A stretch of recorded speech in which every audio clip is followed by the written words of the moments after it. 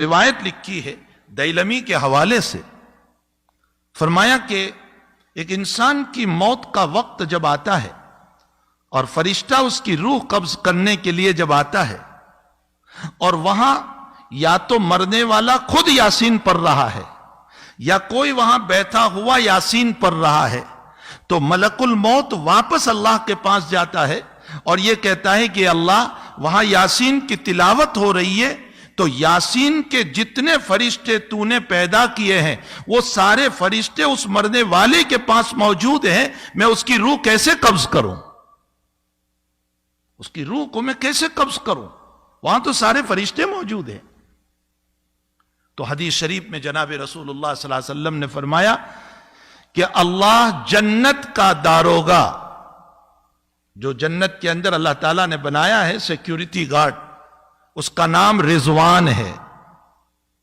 یہ رضوان کو اللہ بھیجتا ہے اس مرنے والے کے پاس اور اس کو جنت کے نظائر بتاتا ہے کہ یہ تیرے لیے تیار ہے، یہ باغ ہے، یہ مکان ہے، یہ چیزیں اللہ نے تیار کر رکھی، اور اخیر میں وہ جملہ کہتا ہے اللہ تیرا منتظر ہے، چل جلدی تو۔ جب یہ جملہ کہا جاتا ہے کہ اللہ تیرے انتظار میں ہے، وہ اپنی روح چھوڑ دیتا ہے۔ یہ یاسین شریف کی برکت ہے۔ حدیث شریف میں آتا ہے کہ موت کے موقع پر اگر یاسین شریف کی تلاوت کی جائے تو روح کے نکلنے میں بہت آسانی پیدا ہو جاتی، سہولت پیدا ہو جاتی۔ اس کی وجہ یہی روایت ہے کہ اس موقع پر فرشتے کی آمد پر رضوان کی آمد ہوتی ہے اور اس کو جنت کی بشارتیں سنائی جاتی ہے، جنت دکھائی جاتی ہے، جس کے نتیجے میں وہ تیار ہو جاتا ہے آخرت کی طرف اور وہ رغبت کرتا ہے آخرت کی طرف۔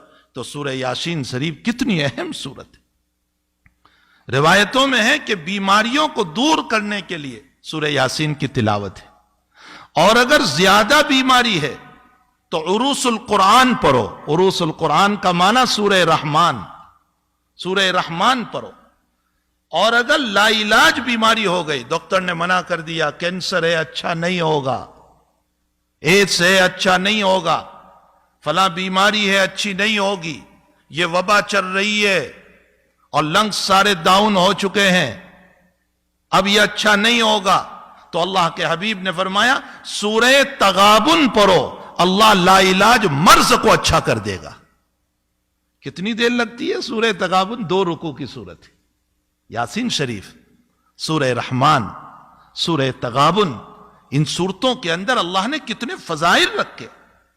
اور اگر الحمد شریف، اللہ اکبر، اللہ تعالیٰ قرآن کریم میں الحمد شریف کے باب میں یوں فرماتے ہیں کہ سبع المثانی والقرآن العظیم، فرمایا پورا قرآن اگر آپ کو دیکھنا ہو تو الحمد شریف ہے۔ اسی لیے روزانہ اہتمام کیا جائے الحمد شریف کے باب میں۔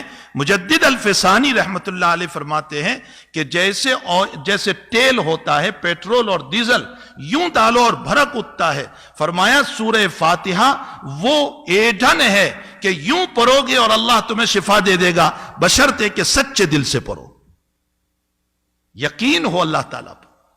نبی علیہ الصلوۃ والسلام کا معمول گرامی تھا کہ ہر نماز کے بعد، چاہے اس کے بعد سنتیں ہو یا سنتیں نہ ہو، سنتیں ہیں تو سنتوں کے بعد، اور سنت نہیں ہے تو فرض کے بعد، حضرت کا معمول تھا آیت الکرسی پڑھتے تھے ایک مرتبہ، تو آیت الکرسی پڑھی جائے۔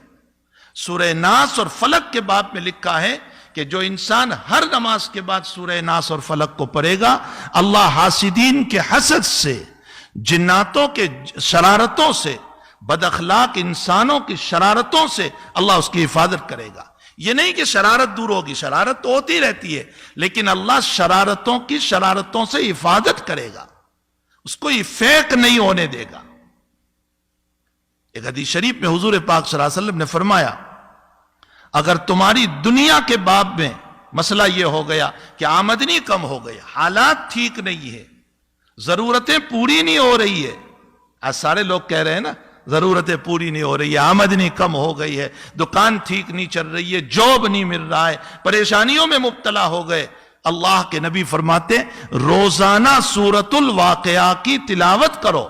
اس سورہ واقعہ کی برکت سے اور میں مسجد میں بیٹھ کر قسم کھا کر کہتا ہوں ہفتہ نہیں گزرے گا اللہ راستہ کھول دے گا. سورہ واقعہ کی تلاوت کرو, اللہ راستوں کو کھولے گا.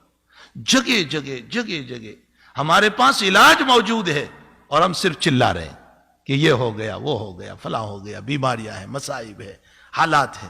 جبکہ اللہ تعالیٰ نے اس آگ کو بجھانے کی اور ان بیماریوں کو رفع کرنے کے لیے ہمیں قرآن کریم دیا ہے.